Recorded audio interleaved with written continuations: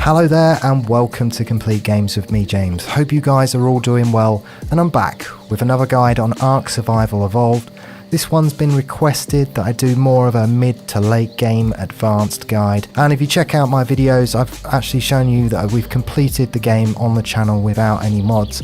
So if you're interested in some more in-depth tactics, then by all means follow that Let's Play. I've also got a few other guides on the channel, but today I'm going to focus on some more advanced tips that I noticed that new players are not utilising. So I'm sure there's something that you can all learn here. Firstly, let's talk about loot crates. These are the beacons of various coloured light that you'll see in the sky, and they're essential in order to get some of the best blueprints within the game. You'll need to be a level 3 to open the first ones that are white, leading up to the red ones at level 60.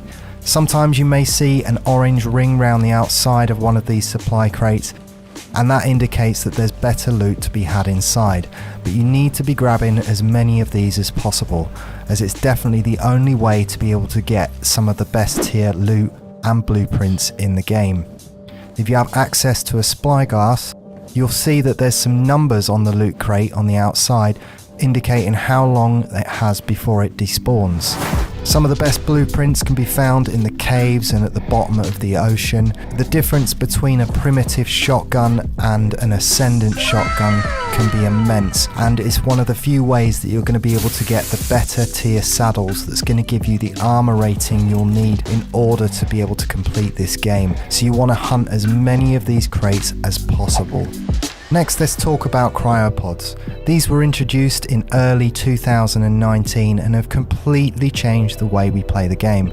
They only require a few base resources to craft them: fibre, hide, oil, crystal, polymer and metal, and you can craft them at any obelisk or supply drop.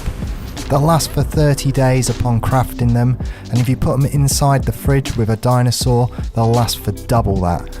Eventually you'll be able to craft the cryo fridge, and that actually recharges the cryopods. But any creature inside a cryopod will gather a 5% passive XP bonus. So you really want to be cryo freezing your dinosaurs, and it makes it so much easier to carry these dinosaurs across the map. I see so many players who don't take advantage of this, so as soon as you get to level 51, craft them. Next, let's talk about the rare flower. This is an ingredient that you're going to use in some of the more advanced recipes in the game, such as the Rockwell Mind Wipe Tonic and the Battle Tartar, but they're useful just on their own. You can find them in beaver dams, but if you want to go on a real farming mission and you're on the island map, I recommend taking your berry gatherer to the outside of the swamp, where you'll find plenty of rare flowers, and these are really useful. If you're on a farming mission for rare flowers and you go to the outside of the swamp, you'll see the grasses and the reeds on the outside, and taking any of your berry harvesting dinosaurs will get you a lot of rare flowers. So how are these useful?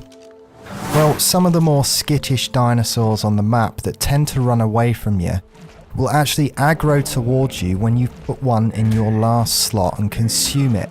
It will give you a 10-second aggro, sending these dinosaurs towards you, making it much easier to tame. So another great tip is one of the first dinosaurs I tend to see new players tame is the parasaur. If you can find a couple of tech parasaurs of any level, you can actually make a farm. And this is really helpful in order to gather some of the more hard to find ingredients. If you have access to a chainsaw, you can get electronics, element dust, oil and scrap metal back, and set up a little farm in your base just by breeding these tech dinosaurs. And the electronics will be very handy, and the element dust is certainly something that you're going to be using in the end game. So I recommend getting a couple of parasaurs and waiting until they're fully grown to harvest some of the more hard to find ingredients. So my last advanced tip is in breeding. Now this subject deserves a whole video in itself, but we're briefly going to go over it in a basic manner. I can't stress this enough, the key to beating this game is breed. And here I've got a selection of baryonyx, and we're going to do some basic breeding. I'm not going to go into mutations. All we want to do is get a full imprint on the best selection of dinosaurs we've got. So I've got a few baryonyx here, and we're using the advanced binoculars to be able to see the wild levels. This female here, you can see the second one in, has 30 points in health and 28 points in melee damage, making it the best female that I've got. And this red baryonyx has the best stamina, so I'm going to breed these two dinosaurs together.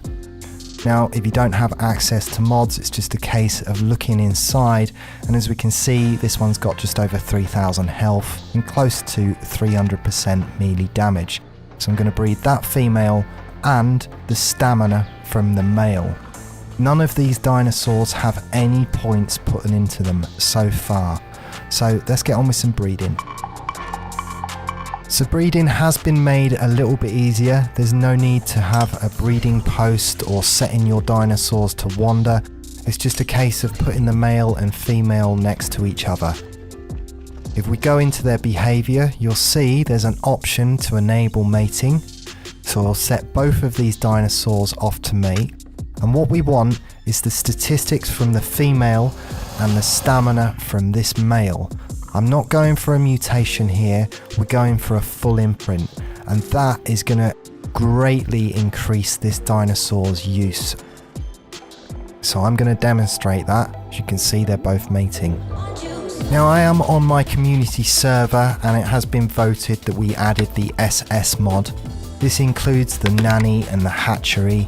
So what's going to happen is that fertilized egg is going to go straight into the hatchery, and it just means that if we're away, we can leave these dinosaurs breeding, and when you come back in a couple of days, this hatchery will be full of eggs. So it does take one of them mechanics away, but if you're on console, all you need to do is get that fertilized egg and drop it in front of some air conditioners, or you can use heat as well. It needs to be extremely cold or extremely hot in order to incubate your eggs. Okay, we're just going to drop this baby in front of the air conditioners, and hopefully it's got the stats we're looking for. Remember, we're looking for the mum's health, the dad's stamina, and the mum's melee damage, and it appears we've got exactly what we was looking for here. There's no mutations on it. We're not going to go into mutations, it's not about that. Now we need to imprint it. If you haven't got the nanny mod, then you're going to have to manually do this. It's going to ask for various things like cuddles and walks, and this is what is key to winning this game. Now the player who imprinted upon that dinosaur is going to get an imprinted buff. A fully imprinted dino is going to give out 30% more damage and take 30% less damage. In order to get some points on your dinosaur before you start taking it into the cave, I recommend, if you're on the island map, going to Carnivore Island. There's abundance of high level creatures on here that's going to get you your points on that dinosaur quite quickly. So we need to get some points on the dinosaur first. So imprinting your dinosaur will increase all of its stat values, and the rider also gets that extra benefit. So not only did we manage to increase all of our statistics by cuddling and imprinting and getting 100% imprint, we've also managed to get that imprinting bonus when we as the player ride the dinosaur. So we have a far superior dinosaur to its parents. This is without even going into mutations and getting them extra points in mutations. You really can stack these things, but that's a much more in-depth guide. This is just the basics. So that's my brief advanced guide on a few essential tips. I will be doing a much more in-depth breeding guide. And of course, there is my Let's Play series that shows you entirely how to complete this game without mods. So check that out if you haven't already done so. But until next time, I'm James from Complete Games, and I'll see you.